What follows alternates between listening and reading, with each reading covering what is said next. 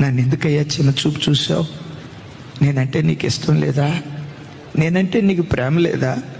నా భక్తి నీకు నచ్చలేదా? అసలు నేనే నీకు నచ్చలేదా? ఎందుకయ్యా ఆపద వెంబడి ఆపద? ఎందుకు నా బ్రతుకులో ఈ శ్రమను అనుమతిస్తున్నావని మీలో ఎవరైనా ఏడుస్తూ ఈ ప్రార్థనకు వచ్చారా? ఏడుస్తూ ఈ వాక్యం వింటున్నారా? ఈరోజు కాల్చబడుతున్న తమ్ముడు, ఈరోజు శ్రమల కొలిమిలో నల్లగొట్టబడుతున్న చెల్లి, ఈరోజు ఎంత నలుగుతున్నావో భవిష్యత్తులో అంత వెలిగేటట్లుగా దేవుడు కార్యం చేయబోతున్నాడు. ఈరోజు అరణ్య మార్గం గుండా దేవుడు నేను తీసుకొని వెళ్తున్నాడంటే రేపు హోరేబుకు నువ్వు చేరబోతున్నావు, దేవుని పర్వతాన్ని ముఖాముఖిగా చూడబోతున్నావు అన్న విశ్వాసంతో శ్రమల మధ్యలో కాల్చబడేటప్పుడు శ్రమలు తీసేయి ప్రభువా, తప్పులేదు అడగటం, శ్రమలు తీసేయి ప్రభువా అని అడిగేదానికంటే దానితో పాటు ఈ శ్రమలను భరించడానికి కావలసిన శక్తి దయచేవా.